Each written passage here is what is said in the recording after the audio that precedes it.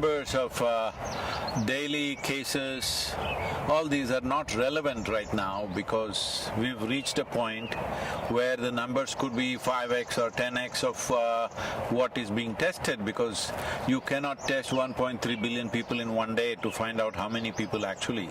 So these numbers are more maybe a little bit of a guidance for the administration, but I think it is time to shift to a place where educating people, I mean it's already been done, but I'm saying more stringently, because anything that you need to communicate in our country, you have to do it in 24 languages, so it is very hard. How to handle this, what level of symptoms, how to handle it, if you're asymptomatic, how to be. It is not necessary we should go on testing, because testing is irrelevant, almost everybody has it all right now, already it's going there. If it is not there, it will get there in the next few weeks, because this is not something you can contain like that. You can only see how to boost your immunity, increase your lung capacity, what are the sensible things to do. And the few things that you mentioned of panic, frustration, fear, anger, none of these things are going to help us. Because this is not a time for grandstanding each other, this is not a time to point fingers at each other, this is a time to stand up. Not even as one nation, as one humanity, we need to stand up, because right now I'm here in the United States, well, everything seems to be normal, all the traffic is normal, commerce is going on, industry is going on, everything is going on. But it is just probably a question of weeks or maybe a couple of months before this virus, this particular variant that we are suffering in India, could be all over the world in no time, because you cannot contain it like that within a country. National borders are not a limitation for this. So this is a time to really understand. This is a generational challenge. How are we going to come out of this?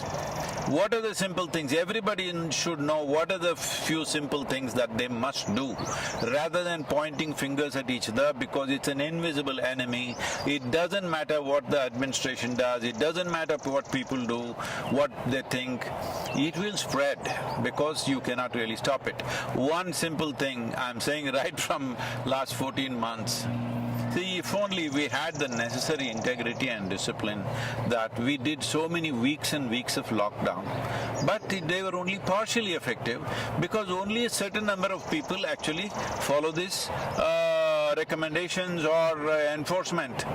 Because now we are no more calling it lockdown, we are calling it curfew in some of the places. So curfew means it has to be forcefully enforced. However much you enforce, it's not going to be absolute unless every one of us gets it.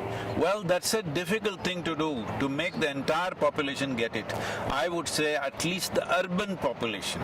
If you make the entire urban population in India to understand 14 days, if you do not come in touch with any human being, if you just stay only with those one or two people who are not infected in your family or whatever, do not come in contact with anybody for 14 days, you would definitely drop it down.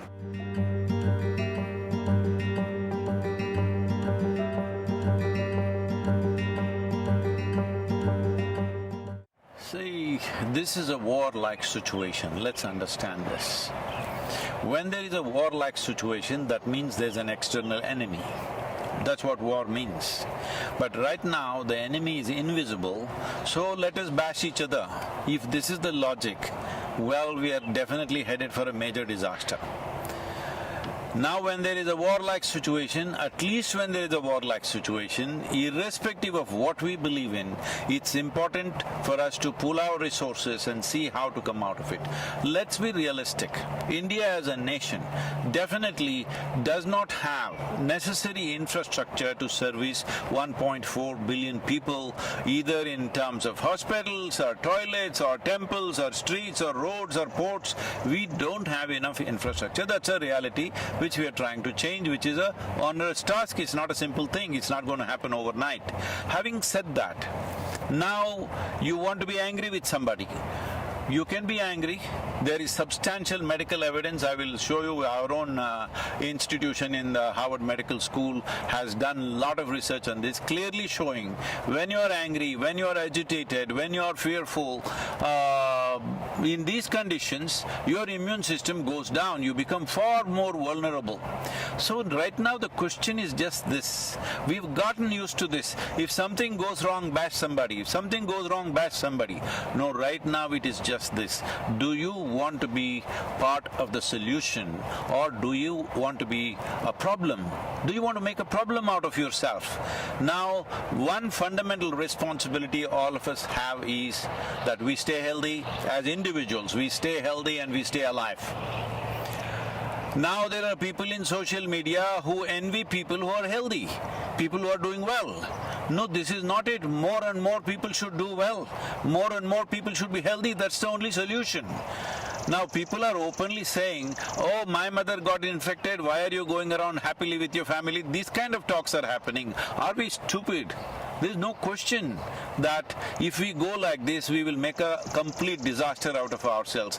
It is time we pull up our sleeves and get to work in terms of what is needed. What is needed? Let's understand this. See, normally these kind of pandemics and epidemics are transmitted by other creatures like rats and mosquitoes and birds and whatever else. This time it's just us. Suppose, I'm saying just suppose, let us say this pandemic was being transmitted by the mice. What would be our plan? To eliminate all of them. Mass exterminate every mice in the country or in the world. But right now it's us, so we need to understand, we need to do something. Extermination is not the answer, but if we behave irresponsibly, extermination of a certain level or certain percentage of population will happen. I'm telling you, every day on my phone, people that I know, 15 to 20 people are dying per day. People, many close friends, relatives, my brother, one of my cousin brothers, all dead. And you know what, when they die, they send a message to me saying that please don't come because we don't have the body. And it seems the family went to the cremation ground where the hospital sent the body straight to the cremation ground. When they went there, 4 bodies arrived, all wrapped in white. All the 4 families who were waiting, none of them knew which is their body. They're just standing there gaping at all the 4 bodies, hoping they're looking at the right one, but they don't know which one is which. So I'm saying this is not a simple situation. Those of us who are still standing, we need to behave responsibly. Responsibly means that we must retain our ability to respond in a sensible and intelligent manner. This is not a time to react. Your anger, your frustration, your misery, everything is because you are reacting to the situation. This is a time, as a human being, you and me have to show what sort of human beings are we, what kind of generation are we. I'm saying, compared to what the previous generations have faced, this is a soft ball, believe me. If you were at the time, alive at the time of World War II, World War I and various other things, you would know what I'm talking about. Well, if we have not seen it with our own eyes, we have seen it in documentaries, we have seen it in movies, well, what they went through and what we are going through is nothing. As a generation of people, we have enjoyed the highest level of comforts and conveniences. Right now there is a challenge, and this challenge has many ramifications and many aspects of our life that needs to change. See, the problem with us is we are more dedicated to our lifestyle than our life. This is the problem. This priority has to shift. Okay, economy is going bad, yes I know it's going bad. Tell me what will happen for you or me. One important thing is, for me, life is important. I don't care about the lifestyle.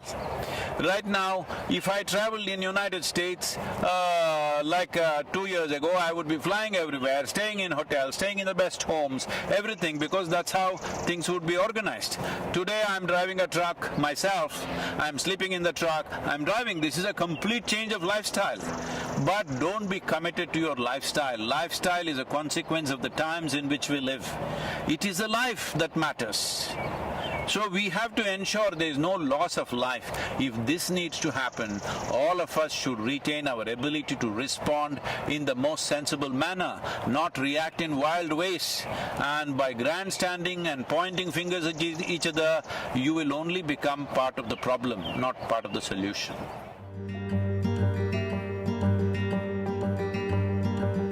See, right now, our ability to reach people, whatever we have. Maybe there is somebody who just has reach for 5-10 people in their life, their family and a few friends.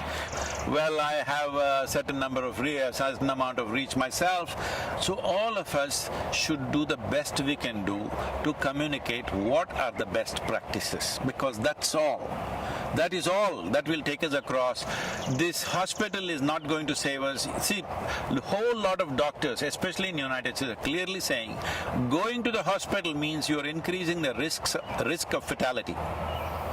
It's important that you manage yourself without making the symptoms very severe. There's a whole lot of things to do. Right now we put out a simple practice. Now doctors in UK and in Harvard University and also in India, many doctors have tested out this practice in the last few months, and they're all vouching this has made a huge difference in the oxygen levels, though their exposure is extremely heavy because they're out there. So we must understand right now. See, our volunteers, I've told them, go to the hospitals, general hospitals, you are at little bit of risk, but we are providing them PPE kits and all this. I'm saying right now the important thing is to make this happen in the hospital. Those who go to the hospital, if you want to save their lives, we don't need too many doctors, we need a whole lot of nurses and paramedical staff. Do we have them? No, we are way understaffed, all right? We are way understaffed. Now, I am asking young people to go near the hospital and take over all the non-medical aspects, which the medical people were doing and wasting their time and doing those things normally. I said, do everything.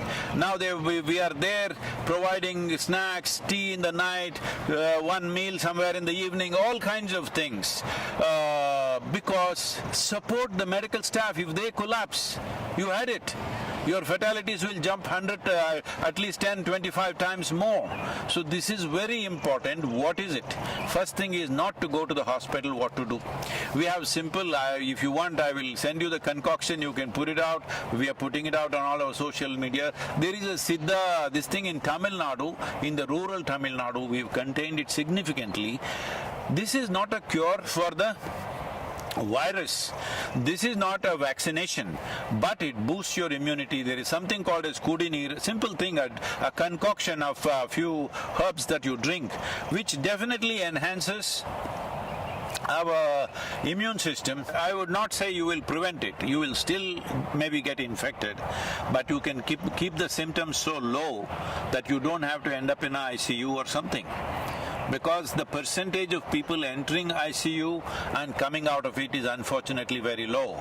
Because once you go there, the fear of it, just being there alone by yourself, that itself will lower your immune system. You are lowering the defense mechanism in the body and becoming far more susceptible. So the best thing is to stay outdoors. When I say outdoors, people are walking on the Delhi street. No. Outdoors means go into the village, go into open fields, go somewhere, go into the mountains. I know people have to do their work, but there are many ways. Like I'm doing my work, instead of staying in a hotel, staying in people's homes, I'm sleeping in a truck. I'm saying something you have to do. Something you have to do, and it's very important all of us continue our work to the extent possible, because crippling the whole activity in the country or in the world is not the answer, because that's going to take a much bigger toll on us. So it's very important to what extent, whatever the nature of work we are doing, to what extent we can keep it on without coming close to people, without getting infected. This is a fundamental responsibility.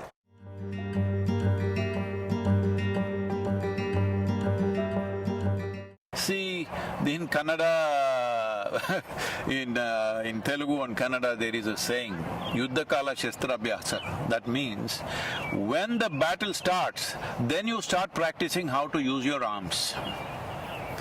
That is not the way to be, all right? But now the battle has already come, what can we do? There are simple processes. I'm saying, in this kind of situation, when people are just falling dead all around you, can you not invest 30 minutes to ensure your health and well-being, to do something about yourself? It is that simple, you don't have to go anywhere to learn, it's just on your phone. Can you not do that much? when you're throwing your breath out, talking to all kinds of people, abusing people, getting angry with people, stop the nonsense and do something about your breath, about your body, about your mind. For all these three things we provided three aspects. One is called as Sashtang, which is so simple that you can do it in 7, 8 minutes, 12 minutes. There's another one called Simha Kriya, which just takes a few minutes, and there is Isha Kriya, which takes 12 minutes. I'm saying if you invest 30 minutes a day, or if you do it 2-3 times a day, believe me, your immune system will be higher, your oxygen levels will be higher. All tests have been done. Anyway, if you test in India, that also will become politics. So we have it all tested in US universities. Everybody is saying, very prominent doctors are saying this is working like a miracle. But we are just losing our breath, talking to each other, abusing each other. It's time to stop this. This is not an ordinary situation.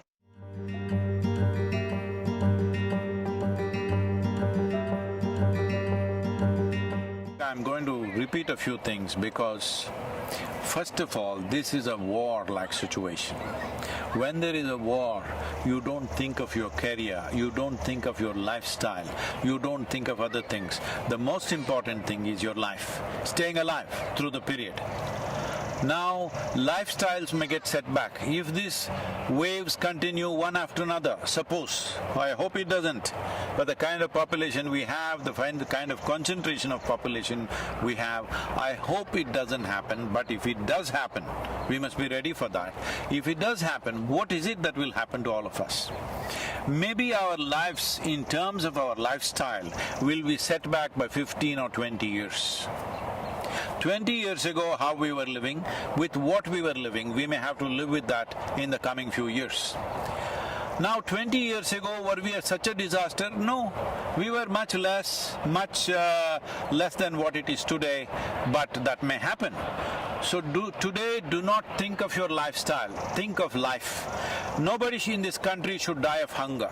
We have to take care of that. We are doing a whole lot of work to ensure wherever people have lost their livelihoods, we are seeing how to provide food at that level.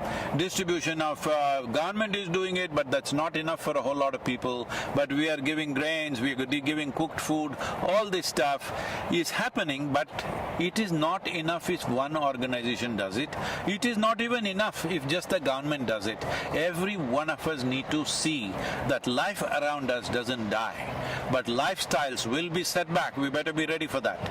Lifestyle will be set back if wave after wave it comes back.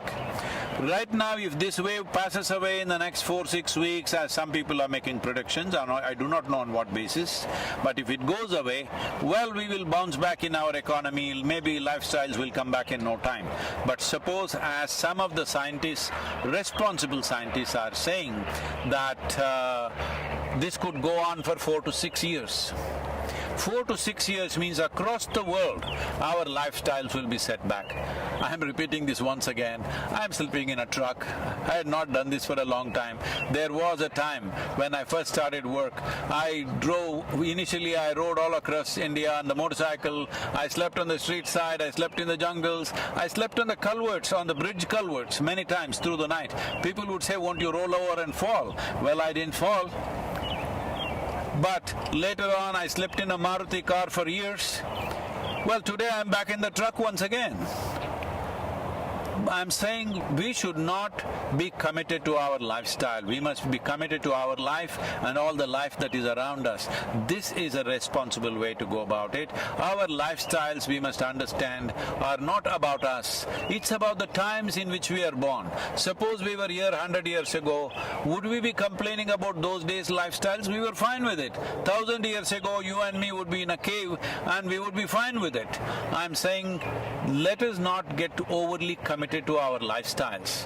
Life is important, either because of infection or because of hunger. Nobody should die in the country. That should be our commitment. That's what we should work towards. About mental situations that people are going through, well, WHO has predicted there is going to be a mental pandemic and a suicide pandemic. Unfortunately, in one country like Japan, which is a well-to-do nation, here in 2020, more people committed suicide than they died of COVID infections.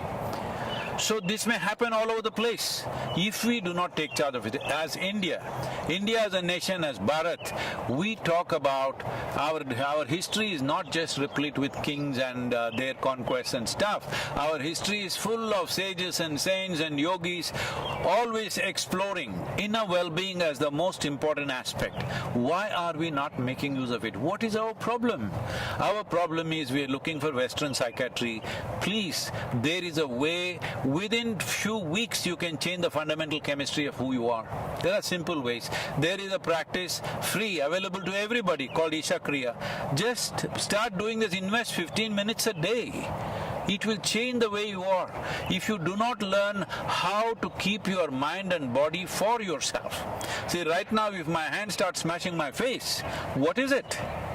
Well, that would be ridiculous and a case of insanity, right? Right now your thoughts and emotions smashing you up, what is it?